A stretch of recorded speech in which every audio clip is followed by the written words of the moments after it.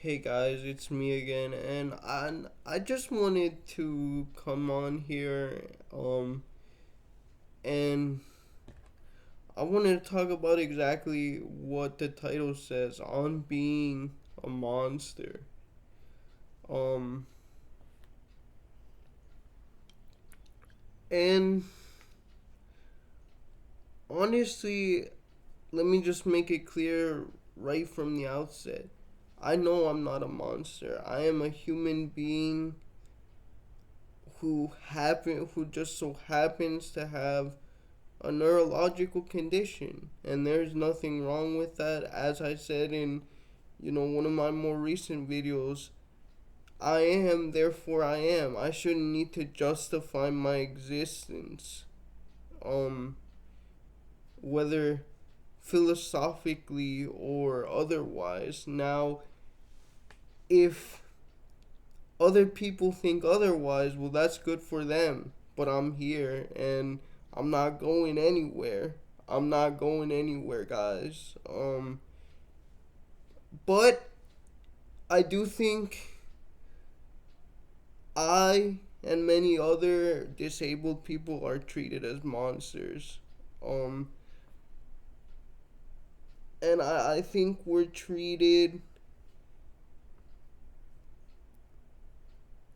at least in people's actions, maybe not in their words. Because in their words, they'll be the biggest liars of all time. Say, oh, give you all these platitudes, I'm so sorry. But instead of doing anything about it, instead of, like, for example, actually putting their part in relationships of friendship and otherwise with us, they don't do that. They don't do that, guys. And out in public, and I can vouch, or I'm sorry, I'm sure other disabled people, if they see this, can vouch that it's not just the stares, it's the like just sheer amount of fear that people have towards you.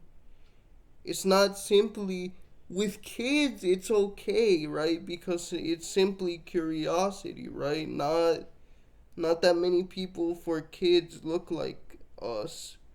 Um so that's fine, but like with older people, it's you can see the fear on their faces, the wonderment of what a person like me is doing on this earth. And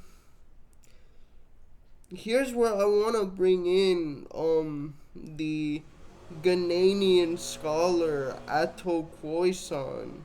Um Now, if you don't know who Ato Khoisan is, Ato Khoisan was originally a post-colonial literature scholar, um who essentially he made what is considered one of the, if not the foundational text of um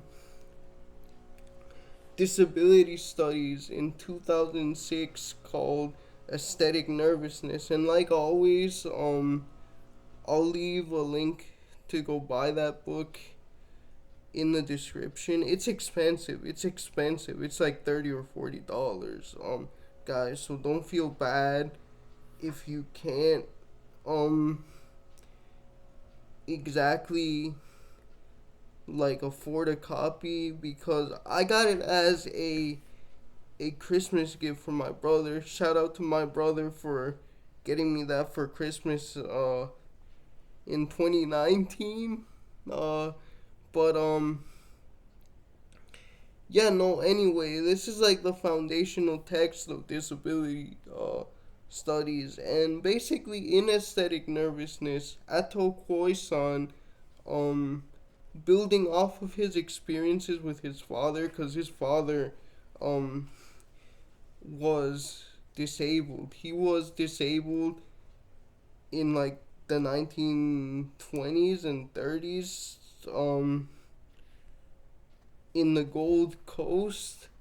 He may have also been a soldier in World War II, fighting for Britain in North Africa. I mean, because Ghana, I believe, is in Northwest Africa, and the British were fighting basically from upper Northwest Africa, like Morocco and stuff, to the other side, to Northeast Africa. And so, anyway, yeah, his dad was disabled, so he's like, okay, I'm gonna take everything that I know about post-colonial literature.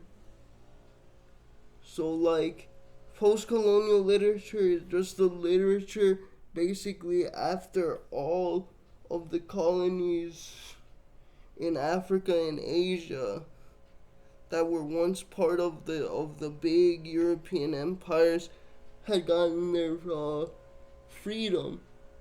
And I'm gonna take also everything I know about Western literature, European literature, and I'm gonna combine all of that knowledge, and I'm gonna analyze how disability has been depicted throughout all these literatures and all these cultures. And his conclusion was that disabled people, able-bodied people, provoke what he calls aesthetic nervousness. And aesthetic nervousness for him was the realization on looking at a disabled person that disability was closer to an able-bodied person than any other form of like contingency in life, like race or income or anything like that, but yet it was so far. And what he means by that is that people kind of take for granted that they could become disabled themselves, right? Like get into an accident that leaves them physically impaired or something, right? But at the same time, they're like, oh no, that could never happen to me. That's not gonna happen. So they're sort of in this weird middle ground where they want to acknowledge disabled people as somehow special, right? Like that's where you get the stereotypes of it, eternal childhood and sainthood and all of this stuff, but yet also keep us far away from them. And that's where you get the stereotypes of, the villain who is disabled and mad at the world and stuff like that. And I mean, honestly, being that I am a disabled person myself, I can't help but say that Ato Koi-san is extraordinarily correct in his assessment of why people treat us like we're monsters, and why people treat us like we're so different. And I just wanted to bring that to your guys' attention. Let me know what you guys think. If you have any other different theories, because just because Ato Koi-san is a professor and he's very smart and stuff like that doesn't mean that he can't be wrong. Okay, see you guys. Bye.